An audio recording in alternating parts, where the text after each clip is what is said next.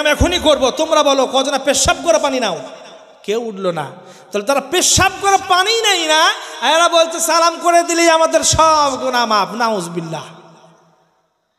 যেটা কিচ্ছু নয়, মুস্তাহাসান বলে মানুষদের ধোঁকা দেওয়া হচ্ছে। মুস্তাহাসান বলে কোনো ইবাদতের মান নয় এইটা। মুস্তাহাব হলো যদি করেন তাহলে সওয়াব, না করলে গুনাহ নাই। যাক, এই দিকটা বন্ধ করে এখন ওই আগের পয়েন্টে আসি। 3 নম্বর পয়েন্ট বলেছিলাম যে মানুষগুলো শোনার পরে মারতে পর্যন্ত আসবে যখন তাদের বিরুদ্ধে কথা বলবে। কারণ এখন আমার মার শুরু হয়ে যেত যদি ওই পন্থার লোকে কোনো সব থাকতো। কি বলেন?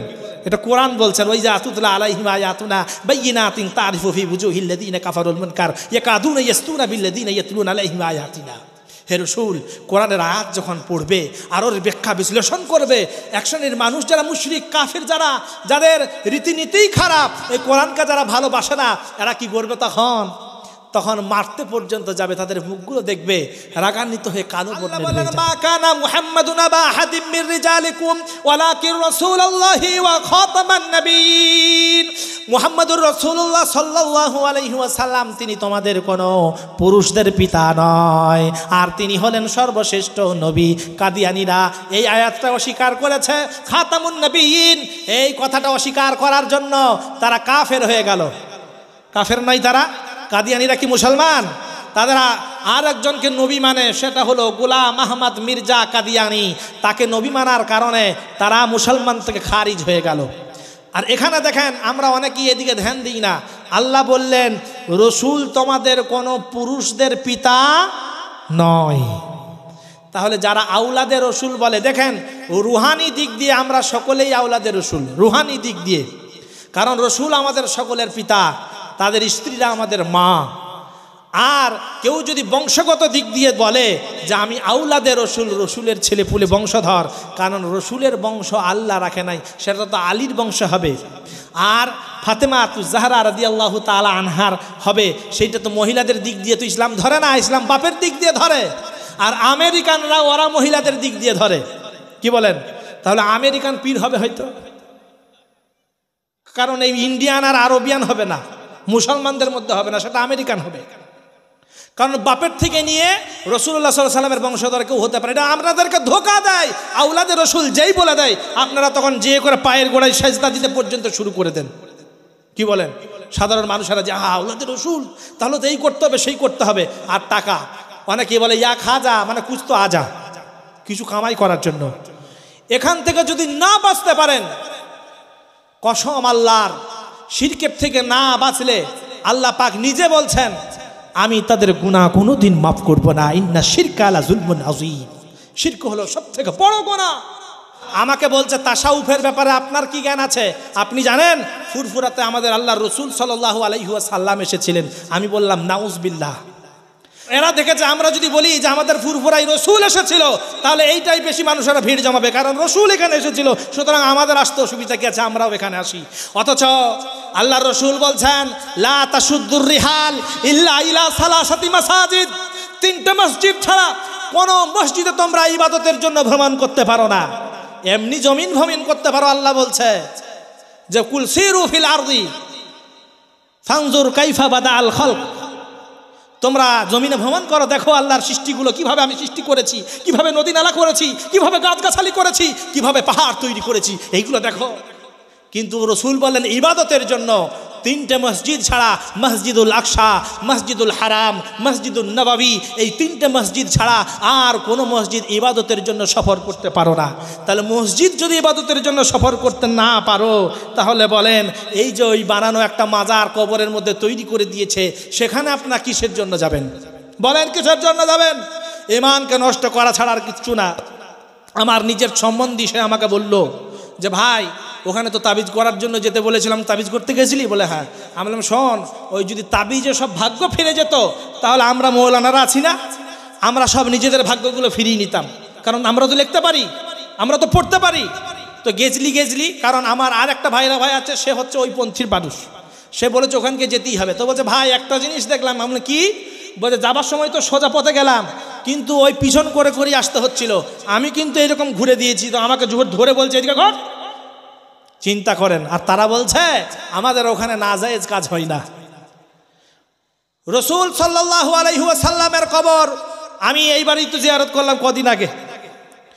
মদিনা নববী মসজিদে নামাজ পড়ার পরে রসুল্লাহ সাল্লাল্লাহু আলাইহি সাল্লামের কবর জিয়ারত এখন আর এইরকম যখন তখন ঢুকতে পারবেন না, অ্যাপয়েন্টমেন্ট নিতে হচ্ছে। তো অ্যাপয়েন্টমেন্ট নিলাম, নেওয়ার পরে যখন ওখানে প্রবেশ করলাম আমি দেখলাম যে যদি এখানে মানে রসুল্লাহ সাল্লাল্লাহু আলাইহি সাল্লামের জিয়ারতের দিকে যেতে পারবেন, কিন্তু রওজাতুল জান্নাত যেটা সেইখানে গেলে অ্যাপয়েন্টমেন্ট নিতে হচ্ছে। তো রসুল্লাহ সাল্লাল্লাহু আলাইহি সাল্লামের কবরের সাইড দিকে পেরিয়ে যাচ্ছি।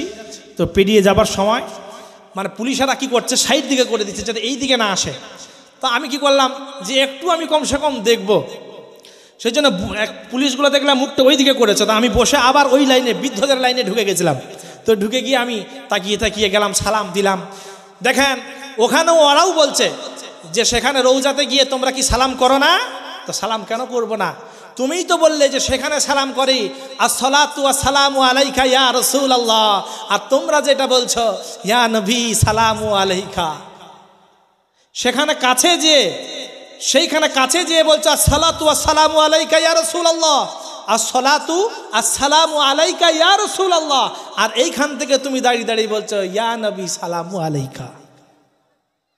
তারপরে তো এটা তো গজল, নবীজির পিতা আব্দুল্লাহ, মাতা আমিনা, এটা তো গজল, এটা তো বানানো, আপনার নিজের তৈরি করা। তারপরে যে লোকগুলো দাঁড়ায় মারামারি করে শেষে, এই দুয়ার মজলিস হলো, এটা হলো না কেন? আমার একটা ভাগিনা আছে, সেও মানে ফুফুদে বোনের ছেলে, সেও আলেম। তো কথাগুলো একটু তোতলা করে বলে। তো সে বলল করবো ক্যাম, আর তোমরা বলো তো কজনা পেশাব করে পানি নাও? তখন কেউ উঠে নাই। আমার ভাগনা বলছে, হাফিজুর রহমান বলছে আচ্ছা তোমরা বলো, ক্যাম এখনই করবো, তোমরা বলো কজনা পেশাব করে পানি নাও? কেউ উঠলো না।